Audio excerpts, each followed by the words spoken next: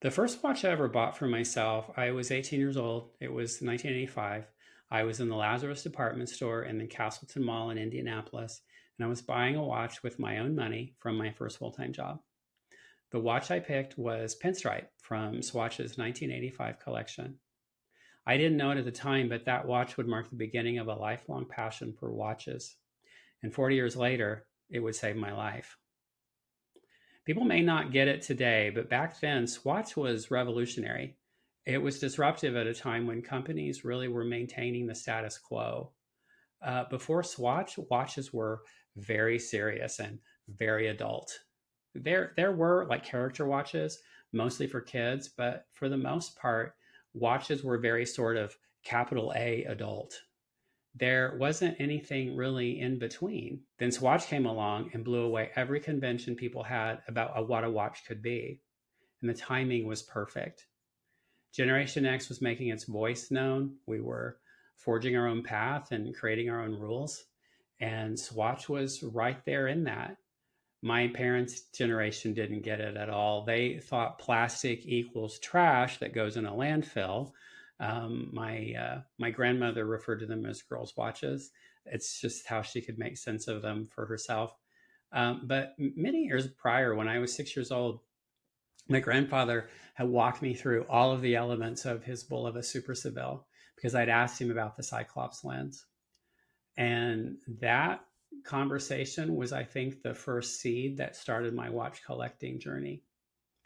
For me, Swatch connected those two worlds, serious watches and just pure fun. And buying that Swatch Pinstripe ignited the passion in me. I wore Pinstripe everywhere, to my college classes by day, to an awful restaurant job I had at night. That watch was repeatedly submerged in scalding hot bleach water, reached into hot ovens, iced down salad bars, loaded cases of food into the freezers, and dumped just tons of trash into dumpsters. I had to scrub it down with Dawn dish soap every night just to get the grease off. Because of that, I eventually picked up McGregor, which was also from the Swatch 85 line, because I was just beating the crap out of Pinstripe. I wanted Sir Swatch. That one was always sold out, but I settled with McGregor. From the 1986 line, I bought Nautilus, and it's still one of my favorite Swatches of all time. And Swatch, if you're listening, reissue that one for its 40th anniversary next year. I'll be the first in line to get it. I bought Scuba Doo, which was the last watch I would buy in 35 years. After college, I started working in television, and I really needed something that was more durable, something in stainless steel. So I shifted over to Fossil watches, which cost more, so I didn't really buy as many. Eventually, the Swatch watches just got put away. Many years later, I moved to Chicago, started working as a graphic designer. At that time, I picked up a few Guess watches along with a few more Fossils, and one diesel watch I bought with my first ever bonus check. I bought a small condo in 2006, and about a year later, I hosted a party. I had a small invite list of around 16 people, but you know how that goes. 16 people turned into at least 45, if not more. I didn't know most of the people in my condo that night. So the next morning, when I went to take my watch box out of the dresser drawer I hid it in, I saw that my entire watch collection was gone. All of my watches had been stolen. I emailed everyone I had invited. I said, I know you didn't do this, but there were a lot of people there I didn't know. So if you could let your guests know, they can drop them off at the doorman's desk, no questions asked. Only one watch came back, a broken Loris Mickey Mouse my mom had given me a while back. The rest were gone. I was gutted. Any theft is a violation, but losing Pinstripe in particular was like I lost a piece of myself. And honestly, the experience made me step away from watch collecting entirely for a long time. I bought this Fossil watch at the time, which is so not me, but I bought it because I needed a watch that told time. Back in the day before phones, you needed that. But I also wanted a watch I didn't have to care about. It was pretty much the only watch I wore for the next several years. I bought another watch from either Gilt or Touch of Modern, I can't remember. And then I started collecting pottery, and I bought a lot of shoes. Then about 7 years ago, life got very serious. 2018 was the worst year of my life. We all have those years where life is going to kick you in the head repeatedly. 2018 was my turn. In March, a friend had died of cancer. It wasn't unexpected, but it was jarring. He was 41. Another died unexpectedly in July. In May, my 15-year-old dog Cody had to be put down. He'd had a brain tumor, and the last year was pretty rough. And then in June, it was obvious my mom's time was coming to an end.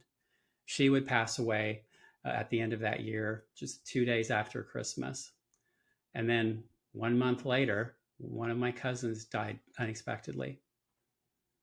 And during all of this, I was working in a very toxic work environment and would eventually leave that job with nothing lined up just to get away from it. Then during the pandemic, my other dog, Esty, died at 15. And then my oldest brother died unexpectedly not long after the quarantine had lifted. It was a lot. That was rough. I had gained some weight initially from stress. Most of it was side effects from some medication I was put on. But then I gained more, and then even more. And eventually I didn't recognize myself anymore. I felt like I had drifted so far away from who I was, and I had no idea how to get my wheels back on the rails. Then in 2022, I did something I thought I'd never do. I moved out of Chicago after 25 years and moved to the suburbs. The suburbs felt weirdly unnerving at first. I was like, what is this quiet? You always hear the city in the background when you're in a city and you don't even realize it. But I wasn't even sure if I'd stay. I didn't really unpack beyond the essentials in case I needed to move again. Just wasn't committed. But eventually it was the right place to be. It allowed me to relax and let go without the constant distraction of the big city. And that helped me work through everything. For me, watch collecting creates milestones, markers of who I was at the time I got the watch. I want those reminders like breadcrumbs back to who I was at the time in my life when, for example, I was still figuring it out. That's why I never sell my watches, and I never want to sell them. Because this watch, Pinstripe, 1985, is scratched and scarred, but those marks are well earned. One day in 2024, I started really unpacking. I found a box inside a box inside a box. And in that box were all 4 of my Swatch watches. They hadn't been stolen after all. I packed them away and forgot. And for some reason, I thought they were in my watch box and that they had been stolen along with the others. They weren't. When I opened that box, it was like I found myself again, inside waving back at me. I went out that day at lunch and bought batteries, popped them in, and all 4 watches started ticking as if the last 40 years had never happened. Putting those batteries back in those watches, though, was like putting the batteries back into myself. I started losing weight and had no choice but to buy new clothes that fit. And I started coming back to life. Finding these watches had a lot to do with that. These watches aren't just telling time for me anymore. They tell my story back to me. After over a 100-pound weight loss just this past weekend, I donated 6 bags of clothes that no longer fit. And in the past year, among the new watches I've added to my collection, 6 of them are Swatch. I got these in part for that very lost but ambitious 18-year-old kid who stood at the counter at Lazarus, not knowing if I could barely afford one watch and didn't know if I'd ever be able to afford any more. But I also got them because Swatch is fun. So many people in the watchmosphere take watch collecting entirely too seriously. Swatch reminds us that yes, form follows function, but fun can and should be part of it. If I had known back then how important this little plastic Swatch would be, I would never have let it out of my sight. And considering what I put it through at the time, it's in remarkably good condition. It's 40 years old and it still runs. How many people can say they have a 40-year-old quartz watch that still runs? Beyond that, this watch is a reminder to reconnect to 18-year-old me from time to time. He's still here, wearing this with me. I still like wearing it. My life didn't take the path I thought it'd take. Life's full of twists and turns, ups and downs, at times doubling back, spinning out in one place, not really sure how to move forward. But in the long run, the journey I started with this watch 40 years ago got me to the destination I wanted all along. This watch, Swatch, Pinstripe, 1985, the watch that started it all for me, is one of the least expensive watches in my collection. It's also the most valuable. So tell me, what's the first watch you bought for yourself? Do you remember buying it? What drew you to it? And do you still have it? Tell me in the comments below. I'd like to hear those stories. And if you like this video, please hit the little like button. It really helps. It does. It lets me know what content's resonating with you and what you're interested in.